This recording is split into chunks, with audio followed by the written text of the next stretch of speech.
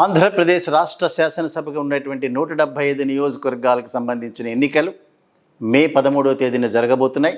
వాటితో పాటుగానే 25 పార్లమెంటు స్థానాలకు కూడా ఎన్నికలు జరగబోతున్నటువంటి నేపథ్యంలో అనేక సెఫాలజిస్టులందరూ కూడా ఆ సంస్థలన్నీ ఆంధ్రప్రదేశ్ రాష్ట్రంలో ఏ రకమైనటువంటి ఫలితాలు రాబోతున్నాయనే దాని మీద టైమ్స్ నౌ ఈటీజీ ఛానల్ వాళ్ళు సర్వే చేసినారు. అదే రకంగా జీ న్యూస్ వాళ్ళు సర్వే చేసినారు. అనేక సంస్థలన్నీ కూడా లోకల్గా ఉండేటటువంటి జన్మత్ పోల్స్ కానీ అదే రకంగా చాలా సంస్థలన్నీ కూడా చేసాయి.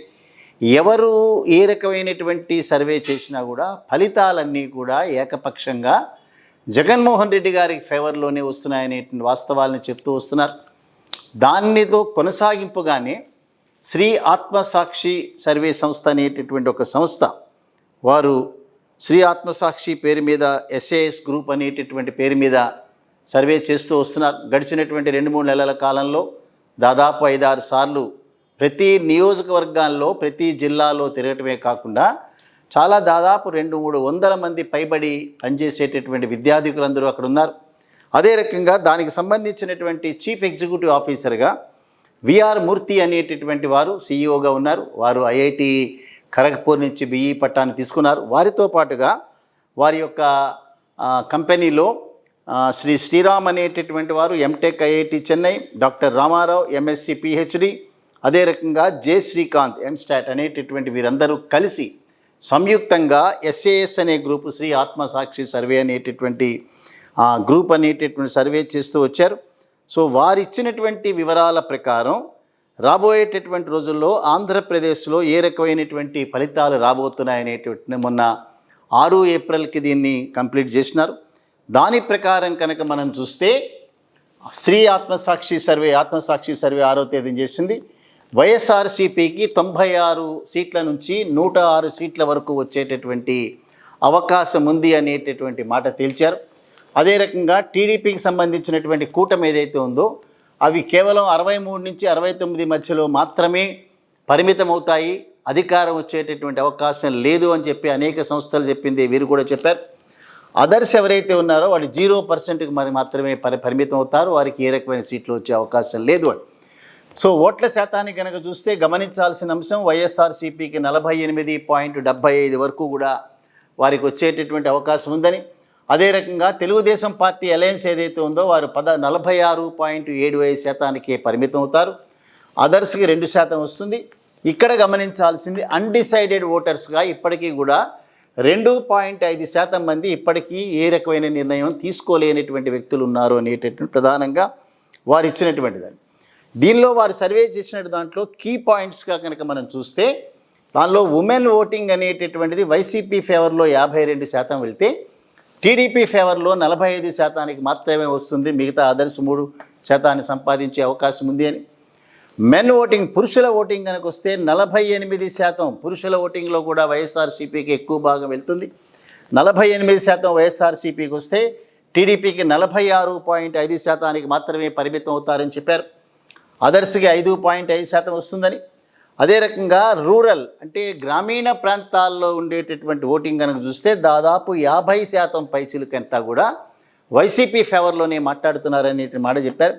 అదే టీడీపీ అలయన్స్కి వచ్చేటప్పటికి 46.5% పరిమితం అవటం, అదర్స్కి వచ్చేటప్పటికి 3.5.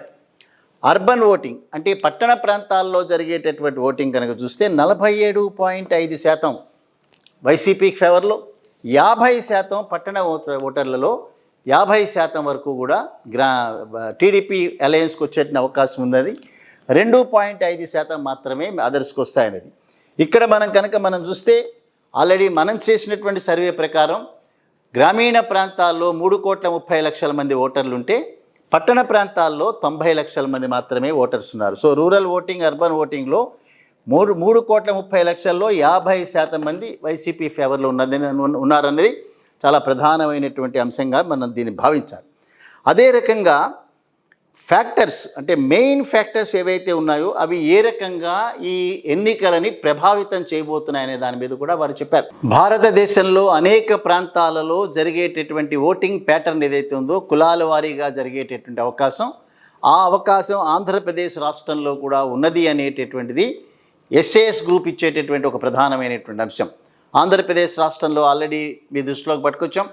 30% ఫార్వర్డ్ కమ్యూనిటీకి సంబంధించినటువంటి వ్యక్తులు ఉన్నారు.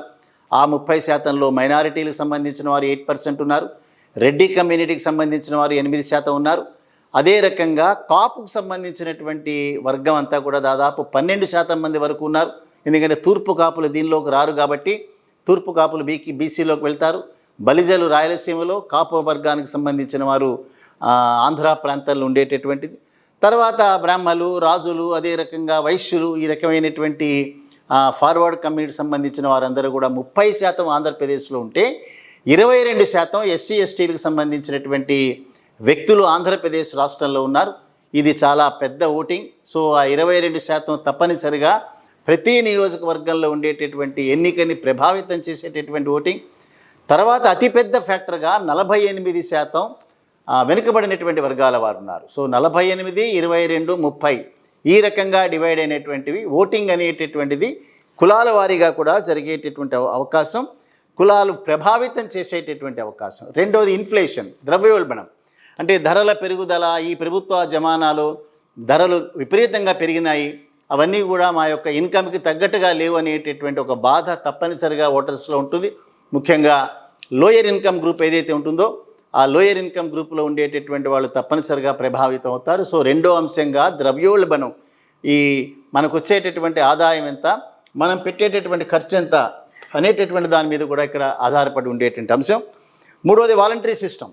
ఇవాళ ఆంధ్రప్రదేశ్ రాష్ట్రంలో చాలా ప్రధానంగా పార్టీలు కానీ ప్రజలు కానీ డిస్కస్ చేసుకుంటున్నటువంటివి వాలంటరీ సిస్టమ్ అండ్ గ్రామ సచివాలయాల సిస్టమ్.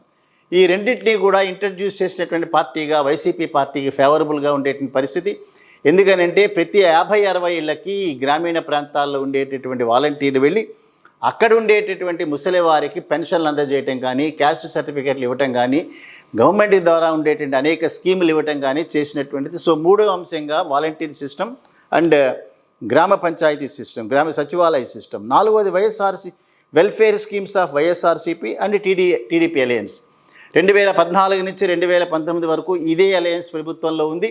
సో వారి యొక్క జమానాలో వారు అండర్టేక్ చేసినటువంటి వెల్ఫేర్ స్కీమ్స్ ఏ రకంగా ఉన్నాయి, 2019 నుంచి 2024 మధ్యలో వైసీపీ పార్టీ చేసినటువంటి ఏ రకమైనటువంటి వెల్ఫేర్ ఉన్నాయనేటటువంటి దాని మీద తప్పనిసరిగా ప్రజల అంచనా ఉండి దాని ప్రకారం కూడా జరిగేటటువంటి అవకాశం.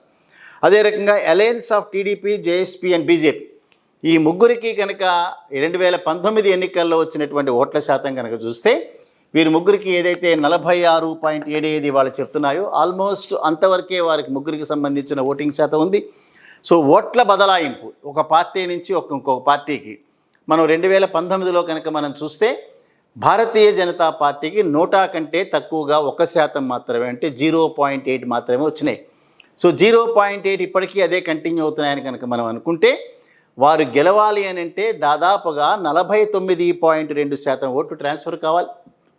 అదే రకంగా జనసేన పార్టీ కనుక వస్తే 6%కే పరిమితమైనటువంటి వారికి 44% ట్రాన్స్ఫర్ కావాలి. ఇవన్నీ కూడా ముఖ్యంగా ఐదోది ఈ అలయన్స్లో ఉండేటటువంటి పార్టీల యొక్క ఓట్ల బదలాయింపు జరుగుతుందా లేదా అనేటటువంటి. Then basic infrastructure and development, రాష్ట్రం ఏ రకంగా అభివృద్ధి చెందింది, సో అక్కడ ఉన్నటువంటి ఇన్ఫ్రాస్ట్రక్చర్ ఏ రకంగా ఉందనే దాని మీద కూడా బేస్ అవుతుంది. ఆఖరిగా లా అండ్ ఆర్డర్, సో అక్కడ ఉన్నటువంటి శాంతి భద్రతలు అనేటటువంటివి అందుబాటులో కంట్రోల్లో ఉన్నాయా లేదా విచ్చలవిడిగా సంఘ విద్రోహ శక్తులన్నీ కూడా పెట్టరేకపోతున్నాయనేటటువంటి దాని మీద కూడా ప్రధానంగా ఆధారపడి ఉంటుంది. ఇక మనం కనుక చూస్తే 96 నుంచి 106లో శ్రీకాకుళం జిల్లాలో వైఎస్ఆర్సీపీకి 5 సీట్లు వచ్చే అవకాశం, తెలుగుదేశానికి 4, కీన్ కంటెస్ట్ 1. విజయనగరం జిల్లాలో 6 సీట్లు వైఎస్ఆర్సీపీకి, అంటే ఉన్నటువంటి 9 సీట్లలో 6 సీట్లు వైఎస్ఆర్సీపీకి, 2 సీట్లు టీడీపీకి, 1 కీన్ కంటెస్ట్. విశాఖపట్నం జిల్లాలో 15 సీట్లు ఉన్నాయి, 7 సీట్లు వచ్చి వైఎస్ఆర్సీపీకి, 7 సీట్లు వచ్చి టీడీపీకి, 1 సీటు కీన్ కంటెస్ట్. ఈస్ట్ గోదావరిలో ఉన్న 19 సీట్లలో 8 సీట్లు వైసీపీకి, 9 సీట్లు టీడీపీకి, 2 సీట్లు కీన్ కంటెస్ట్. పశ్చిమ గోదావరి జిల్లాలో 15 సీట్లలో 7 రెండు పార్టీలకి, 1 కీన్ కంటెస్ట్. కృష్ణా జిల్లాలో 16 సీట్లలో 8 వైసీపీ, 6 టీడీపీ, 2 మాత్రం కీన్ కంటెస్ట్. గుంటూరు జిల్లాలో 17 వేకెన్సీస్ నియోజకవర్గాలు ఉంటే 8 వైఎస్ఆర్సీపీకి 7 టీడీపీకి 2 కీన్ కంటెస్ట్. ప్రకాశం జిల్లాలో 12 సీట్లుంటే 12 నియోజకవర్గాలు, 7 నియోజకవర్గాల్లో గెలుపు అవకాశం వైఎస్ఆర్సీపీకి, 5 నియోజకవర్గాల్లో టీడీపీకి. దెన్ నెల్లూరు జిల్లాలో ఉన్న 10 సీట్లలో 4 ఇద్దరు పోగా 2 కీన్ కంటెస్ట్. కడప జిల్లాలో 10 ఉన్నాయి, అందులో 8 వైఎస్ఆర్సీపీకి, 1 టీడీపీకి, 1 కీన్ కంటెస్ట్. కర్నూలు జిల్లాలో 14 సీట్లుంటే దానిలో 10 వైఎస్ఆర్సీపీకి, 3 మాత్రమే టీడీపీకి, 1 కీన్ కంటెస్ట్. అనంతపురంలో 14 నియోజకవర్గాల్లో 9 వైసీపీకి, 4 టీడీపీకి, 1 మాత్రమే కీన్ కంటెస్ట్. చిత్తూరు జిల్లాలో 14 నియోజకవర్గాల్లో 9 నియోజకవర్గాలు వైఎస్ఆర్సీపీకి, 4 నియోజకవర్గాల టీడీపీకి, 1 మాత్రమే కీన్ కంటెస్ట్. అంటే 175 నియోజకవర్గాల్లో 96 సీట్లు స్ట్రైట్ అవే వైఎస్ఆర్సీపీకి వెళ్తాయి, 63 సీట్లు టీడీపీకి వెళ్తాయి, 16 సీట్లు మాత్రమే కీన్ కంటెస్ట్. సో దీనిలోకి వచ్చేటప్పటికీ ఈ నియోజకవర్గాల్లోనే కీన్ కంటెస్ట్లో ఉండేటటువంటి నియోజకవర్గాల్లో 16 ఏదైతే కీన్ కంటెస్ట్లు ఉన్నాయో ఇవన్నీ కూడా 10 నియోజకవర్గాలు వైఎస్ఆర్సీపీకి వెళ్ళే అవకాశాలు ఉన్నాయి. అందుకని 96 నుంచి 106 వరకు వెళ్ళే అవకాశాలు. ఏవైనప్పుడు కూడా పార్లమెంటులో కూడా మనం కనుక చూస్తే శ్రీకాకుళం ఎడ్జ్ అనేటటువంటిది టీడీపీకి ఉంది, ఈస్ట్ గోదావరిలో రాజమండ్రి ఎడ్జి వారికి ఉన్నది, అమలాపురం ఎడ్జి వారికి ఉన్నది, గుంటూరులో గుంటూరు ఎడ్జి వారికి ఉన్నది. ఇవి తప్ప మిగతా నియోజకవర్గాలన్నీ కూడా ఎడ్జ్ అనేటటువంటిది వైఎస్ఆర్సీపీకే ఉందనేటటువంటిది సమాచారం వచ్చింది. సో ఏమైనప్పటికీ కూడా ఈ రకమైనటువంటి ఫలితాలు మొన్ననే చేసినటువంటిది. చూద్దాం రాబోయేటటువంటి రోజుల్లో ఇదే రకమైన ఫలితాలు మరొక సర్వే సంస్థ కూడా ఇచ్చింది. రాబోయేటటువంటి రోజుల్లో ఆంధ్రప్రదేశ్ రాష్ట్ర ప్రజలు ఇప్పటికే జగన్మోహన్ రెడ్డి గారు బస్సు యాత్ర చేస్తున్నారు. కూటమి అభ్యర్థులు కూడా, కూటమి నాయకులు కూడా, వారు కూడా క్యాన్వాస్ చేస్తూనే ఉన్నారు. ఇంకా ఎలక్షన్ మేనిఫెస్టో డిక్లేర్ చేయాలి. డిక్లేర్ అయిన తర్వాత కొంత మారేటటువంటి అవకాశం కూడా ఉంది. ఏవైనప్పటికీ కూడా రేపు రాబోయేటటువంటి ఎన్నికల్లో 24లో 106 సీట్ల పైబడి వైఎస్ఆర్సీపీ ప్రభుత్వాన్ని ఏర్పాటు చేస్తుందనేటటువంటిది మూర్తి గారి నాయకత్వంలో ఉన్న శ్రీ ఆత్మసాక్షి సర్వే ఇచ్చినటువంటి ఒక రిపోర్ట్. చూద్దాం రేపు భవిష్యత్తులో ఆంధ్రప్రదేశ్ రాష్ట్ర ప్రజలు ఏ రకంగా రియాక్ట్ అవుతారని.